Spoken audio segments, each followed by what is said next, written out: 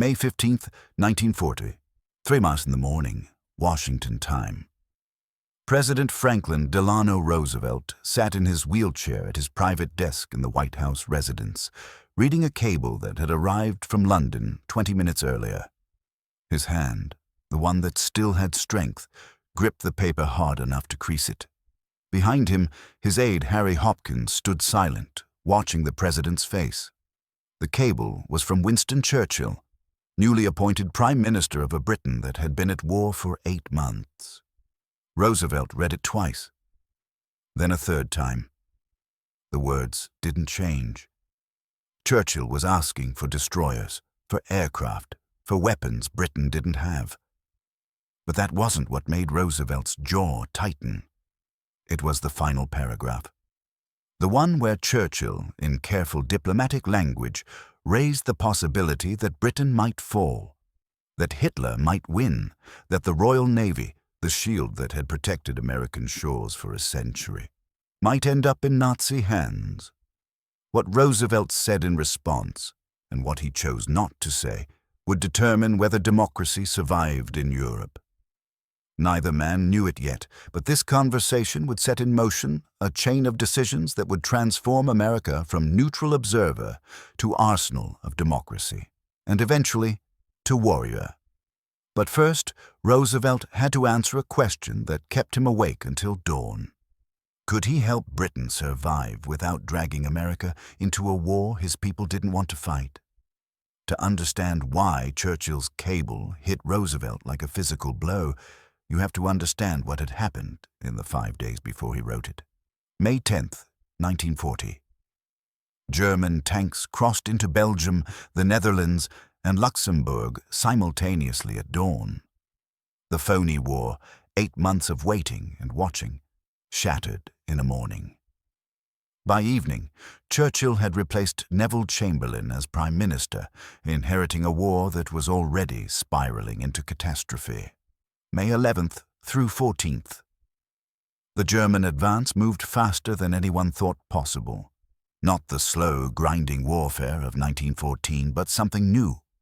Lightning war, blitzkrieg. Panzer divisions knifed through the Ardennes forest that French commanders had declared impassable. Dive bombers screamed down on refugees clogging the roads. The French and British armies, caught in Belgium, suddenly faced encirclement. In London, Churchill received hourly reports that got worse each time. The French were collapsing. The British Expeditionary Force was being cut off. In 4 days, Hitler had accomplished what the Kaiser couldn't manage in 4 years. And then came the phone call that made Churchill pick up his pen at midnight London time to write to Roosevelt. Paul Reynaud, the French premier, called from Paris. His voice, Churchill would later recall, sounded like a man watching his house burn down. "We have been defeated," Reynaud said. "Not, we are losing." Defeated. Present tense. Done. Churchill argued. The battle wasn't over. Reserves could be moved. The Germans could be stopped. But Reynaud's words hung in the air between them. "We are beaten. We have lost the battle." After the call ended, Churchill sat in his office at 10 Downing Street, cigar burned down to ash in his hand. Around him, his advisers waited. Someone brought tea. No one drank it. The arithmetic was brutal. If France fell, and it looked like France would fall, Britain would stand alone against a German Wehrmacht that had just demolished the combined French and British armies in less than a week. The Royal Air Force had fewer than 600 modern fighters. The army had left most of its heavy weapons in France. The navy was powerful, but you can't stop tanks with battleships. Churchill had spent the previous decade warning about Hitler, watching as Britain appeased and delayed and hoped for the best. Now he was Prime Minister, and the nightmare he'd predicted was coming true faster than even he had imagined. At his desk, he began writing to Roosevelt. Not a formal diplomatic note. A personal appeal, leader to leader, almost friend to friend, though they'd only met once, briefly, during the First World War. The cable went through multiple drafts, too desperate, and Roosevelt might write him off as panicking. Too optimistic, and Roosevelt wouldn't understand the urgency. Churchill needed to thread an impossible needle, convince Roosevelt that Britain could still win, while simultaneously warning him that Britain might lose. The final version, transmitted just before 3 a.m. Washington time, struck a careful balance. Churchill asked for 40 or 50 old American destroyers, for hundreds of aircraft, for anti-aircraft guns and ammunition. He assured Roosevelt that Britain would fight on. But then came the paragraph that made Roosevelt's hand tighten on the paper. "I trust you realize, Mr. President, that the voice and force of the United States may count for nothing if they are withheld too long. You may have a completely subjugated, Nazified Europe established with astonishing swiftness, and the weight may be more than we can bear." And then, the truly chilling part, if Britain fell, Churchill wrote, he couldn't guarantee what a successor government might do with the Royal Navy. He wouldn't surrender the fleet, but if he was gone, if Britain fell, if some new government made peace with Hitler, that fleet might become a bargaining chip. Roosevelt read those words and understood the implicit threat, not from Churchill. Churchill would fight to the end. But from reality.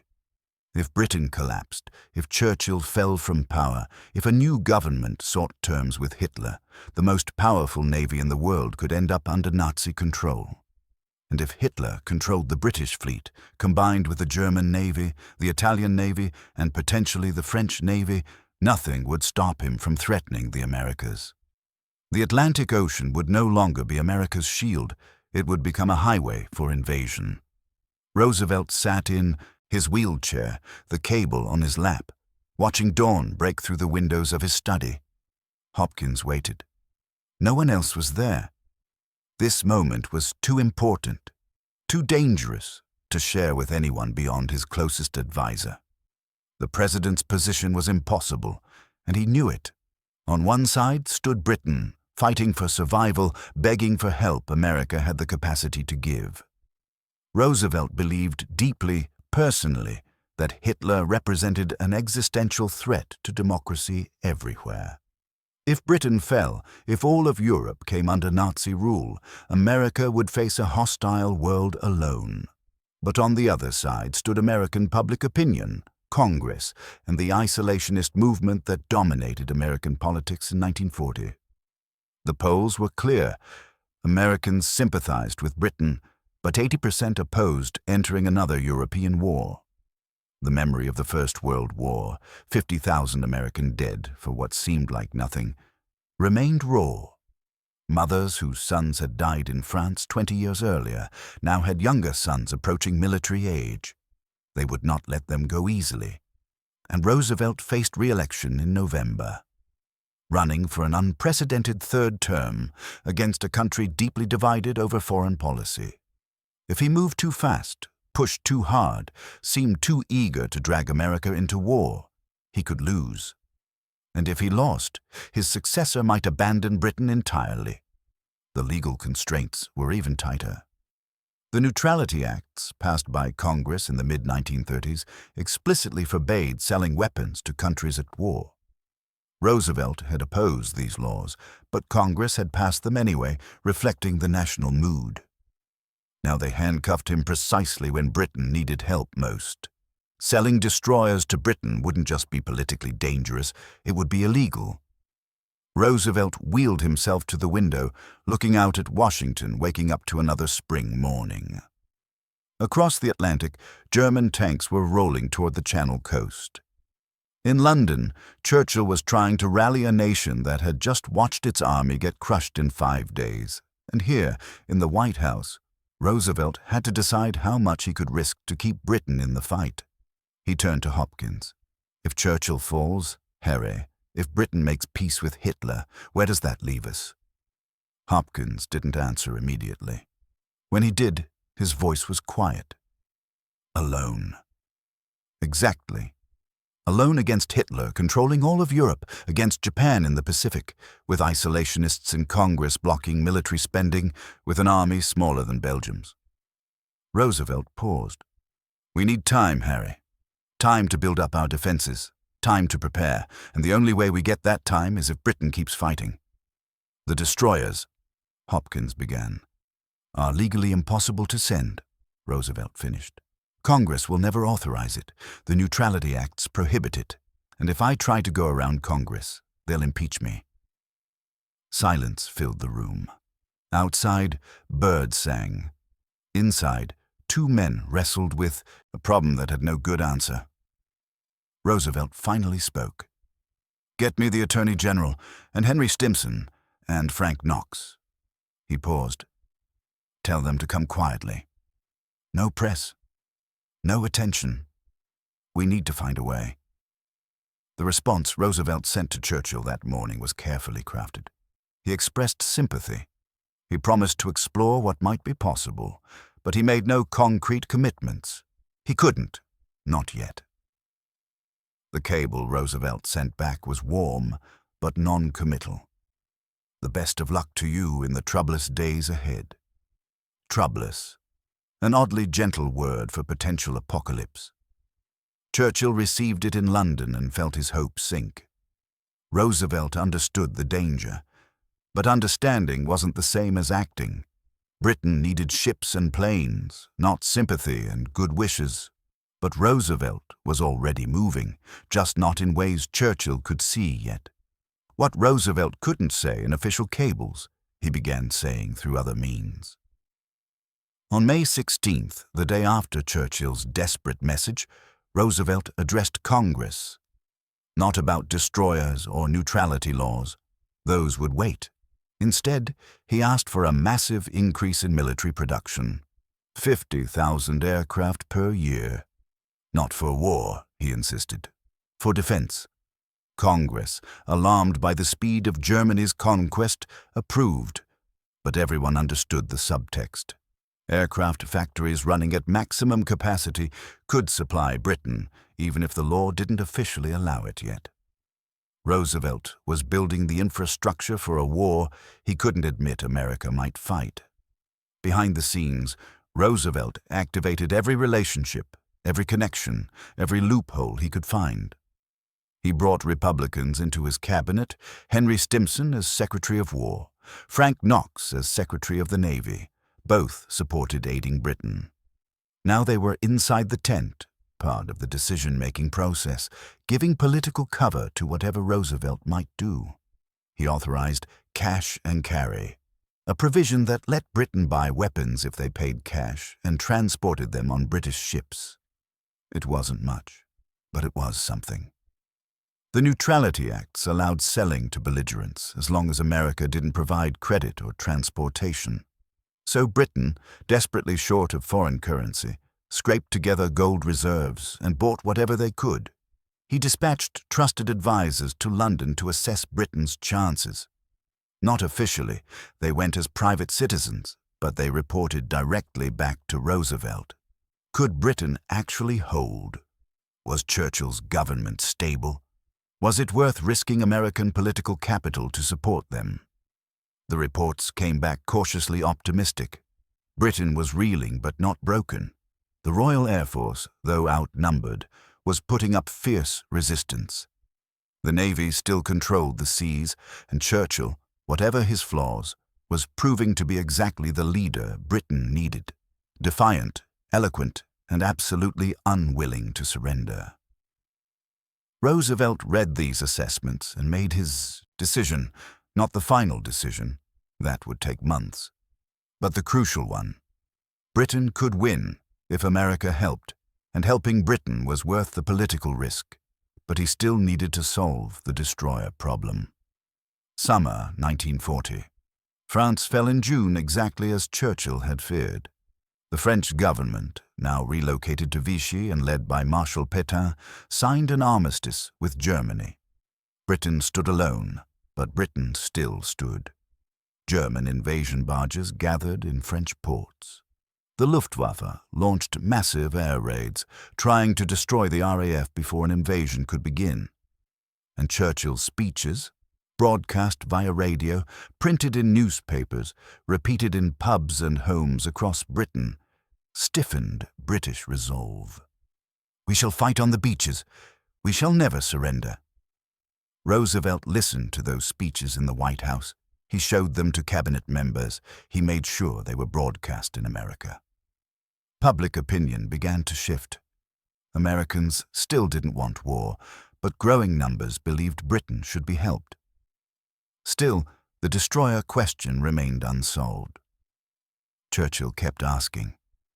Roosevelt kept trying to find a way. The breakthrough came from an unlikely source, a group of lawyers and policy experts who'd been working the problem for months, searching for a legal justification to transfer the destroyers without violating neutrality laws. They found it in a technicality. The Neutrality Acts prohibited giving military equipment to belligerents, but they didn't prohibit trading it if America received something of equal value in return. What did Britain have that America wanted?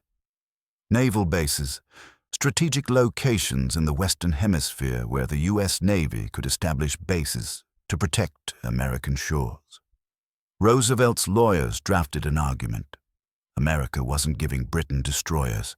America was trading them for 99-year leases on British bases in Newfoundland, Bermuda, the Bahamas, Jamaica, Trinidad, and British Guiana.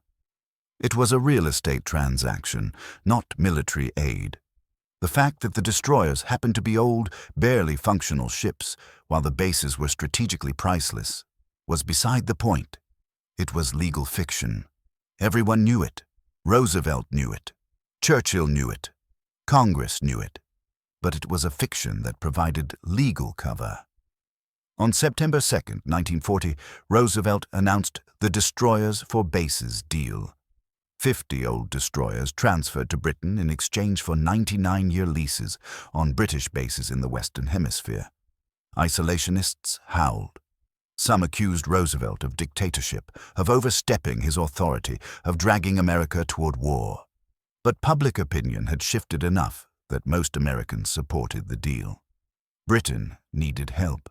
America was getting something valuable in return, and technically, it wasn't an act of war, just a trade.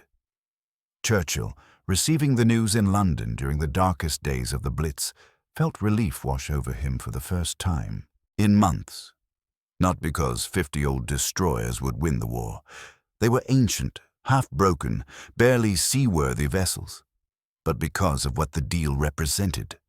America had chosen sides, not officially, not in a declaration of war, but unmistakably.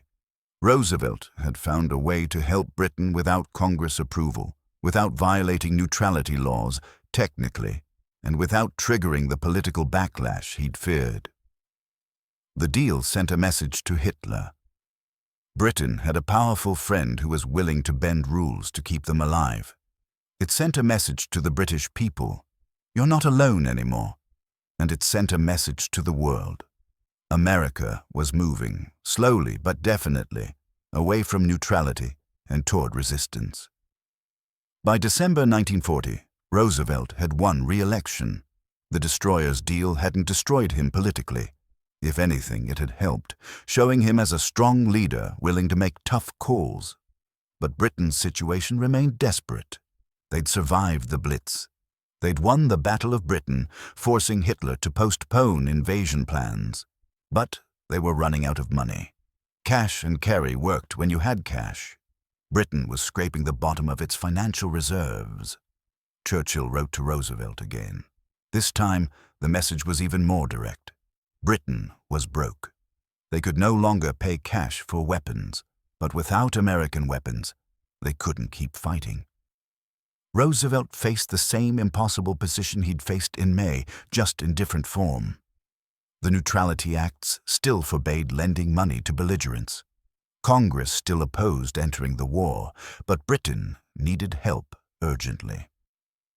On December 17, 1940, Roosevelt held a press conference. A reporter asked about British requests for more aid. Roosevelt, sitting behind his desk, launched into what seemed like a rambling story about a neighbor's house catching fire. Suppose my neighbor's home catches fire, and I have a length of garden hose 400 or 500 feet away. If he can take my garden hose and connect it up with his hydrant, I may help him to put out his fire. Now what do I do? I don't say to him before that operation, "Neighbor, my garden hose cost me $15. You have to pay me $15 for it." What is the transaction that goes on? I don't want $15. I want my garden hose back after the fire is over. The reporters listened, some confused, some beginning to understand. Roosevelt was proposing something radical. Lend Britain weapons now. Let them return the weapons, or equivalent value, after the war ended. It would become Lend-Lease, the program that would eventually provide $50 billion in aid to Britain, the Soviet Union, and other allies.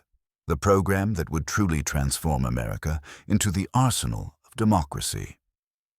But before Lend-Lease, before Pearl Harbor forced America into the war, there was that moment in May 1940 when Roosevelt read Churchill's desperate cable and had to decide how much he could risk. What Roosevelt said in response, or more accurately, what he chose to do rather than say, shaped the course of the war before it truly began.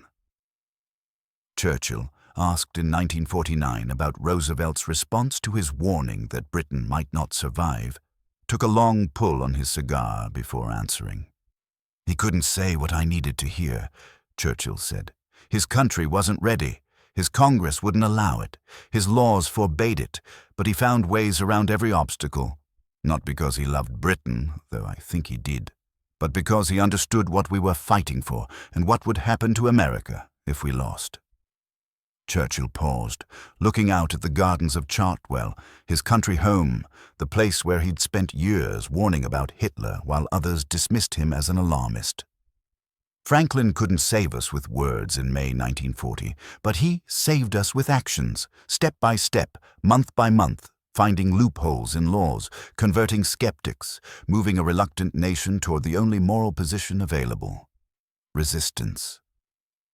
The destroyer's deal, announced that September, marked the moment when American neutrality became a legal fiction that everyone pretended to believe because it allowed America to do what needed to be done without admitting what it was doing. By December, with Lend-Lease on the horizon, Roosevelt had effectively brought America into the war without declaring war, providing weapons, supplies, and strategic support while maintaining the pretense of neutrality for domestic political consumption. When Pearl Harbor happened a year later, America's formal entry into the war shocked the public but surprised no one who'd been paying attention. Roosevelt had been preparing for this war since May 1940, since he read Churchill's cable warning that Britain might not survive. What Roosevelt said in response to Churchill's warning wasn't a speech or a promise. It was a year and a half of careful, persistent, politically risky actions that kept Britain alive long enough for America to finally, officially, join the fight. An aide later asked what Roosevelt's greatest achievement was before Pearl Harbor, thought for a moment. "He bought Churchill time," the aide said. "In May 1940, Britain needed time to survive the summer. Roosevelt gave them that. Then they needed time to survive the Blitz. He gave them that too. Then they needed time to rearm. He found ways to provide it." "History remembers the speeches," the aide continued. "Churchill's speeches, Roosevelt's speeches. But Roosevelt's real answer to Churchill's warning wasn't in words. It was in ships and planes and guns, delivered through legal fictions and political maneuvering and sheer stubborn determination to find a way around every obstacle that law or politics placed in his path. In the National Archives in Washington, Churchill's desperate cable from May 15, 1940, still exists. The paper yellowed now, the typed words faded but still legible. Next to it sits Roosevelt's response: measured, careful, non-committal. But in Britain, in museums and memorials, sit artifacts that tell a different story, pieces of those 50 destroyers that Roosevelt traded for bases, remnants of Lend-Lease equipment that poured into British ports starting in 1941, photographs of American planes flown by RAF pilots before America formally entered the war. Those artifacts are Roosevelt's real answer to Churchill's warning. Not promises, but actions. Not speeches, but weapons. Not declarations, but determination to find a way, however legally dubious, however politically risky, to ensure that Britain survived long enough for America to realize what Roosevelt already knew in May 1940, that this war would eventually come to America, whether Americans wanted it or not. That democracy's survival depended on Britain's survival, and that helping Britain wasn't dragging America into someone else's war. It was defending America's future by ensuring Britain had a future at all. Roosevelt read Churchill's warning at 3 a.m. on May 15, 1940. By dawn, he'd decided, not to give Churchill everything he asked for. He couldn't, not yet, but to find a way, step by step, loophole by loophole, month by month. It would take Pearl Harbor to bring America fully into the war, but it was Roosevelt's actions in 1940, the destroyer deal, the military buildup, the careful preparation of American public opinion, that ensured America would be ready when that moment came. Churchill had warned that Britain might not survive 1940. Roosevelt's answer, delivered through actions rather than words, ensured that Britain did survive, and in surviving gave democracy itself a chance to endure. Sometimes the most important answers aren't spoken. They're built, shipped, and delivered, one destroyer, one plane, one calculated risk at a time.